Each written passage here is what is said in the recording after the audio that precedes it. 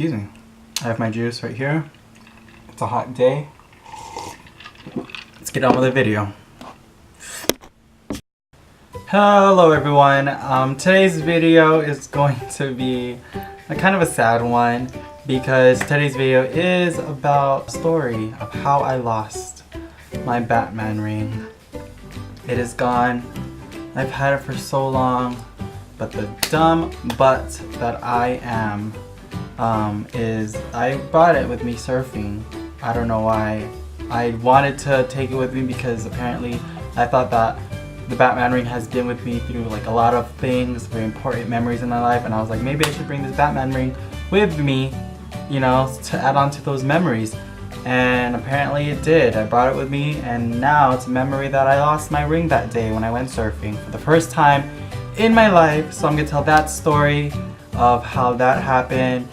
And at the end of the video, I'll also tell about this cool Japanese restaurant that my cousin and his girlfriend took us to, and it was such a cool place. It was just like a little restaurant that is just very homey and all that stuff. But first, we're gonna talk about the time I lost my Batman ring. Hear a moment silence. And that's long enough because I have to get to the video. Okay, so let's get on with the story of how I lost my Batman ring. Just so you know, it's gonna be in black and white, the story, because for dramatic flair. Okay, so the day we went to the beach to try surfing for the first time, for me and my brother, it was fun and we were excited, and then we got out of the car and we were just getting ready, and then I took off all my jewelry, my rings first, and then my earrings and all the other stuff.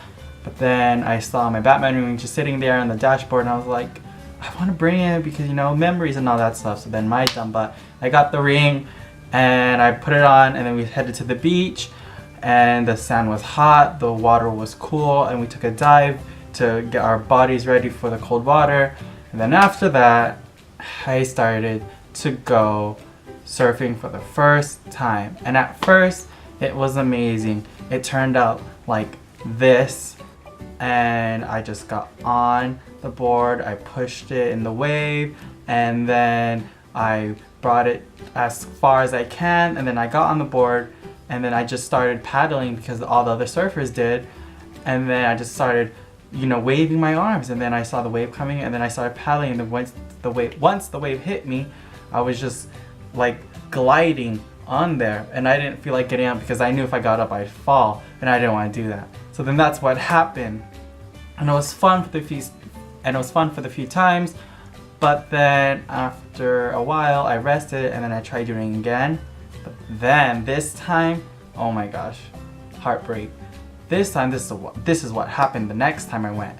So I did the usual. I got on the surfboard and I started paddling up to the ocean, to a deeper level, and then I waited for the wave, and then I was riding it like normally, and I was like, ooh, it's going good. But then I started leaning to the left, and then I fell off.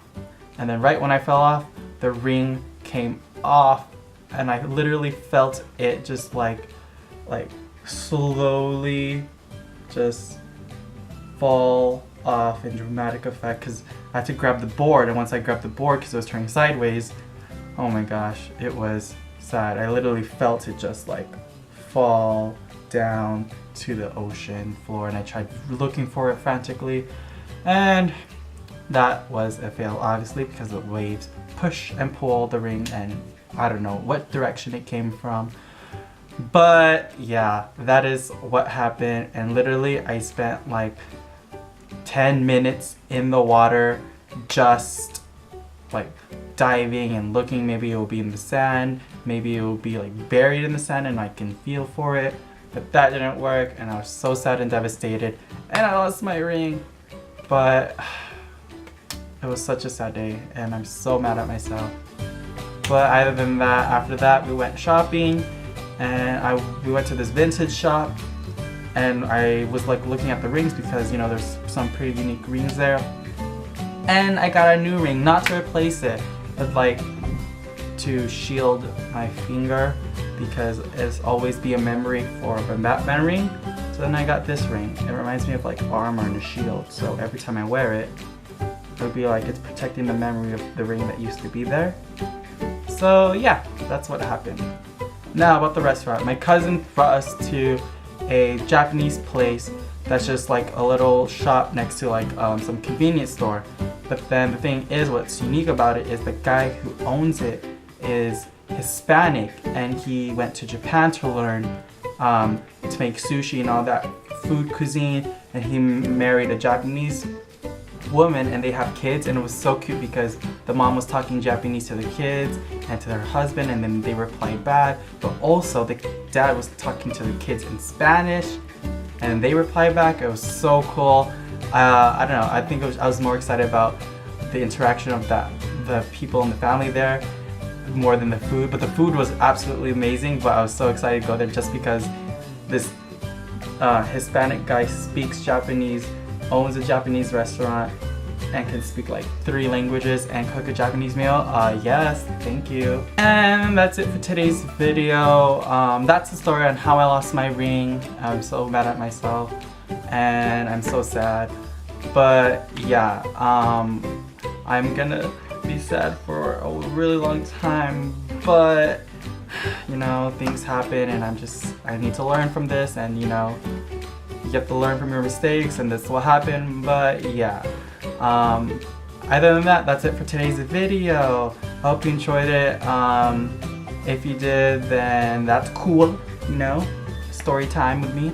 But other than that, my name's Jamil, and I'll see you around-ish. Bye! Oops, sorry.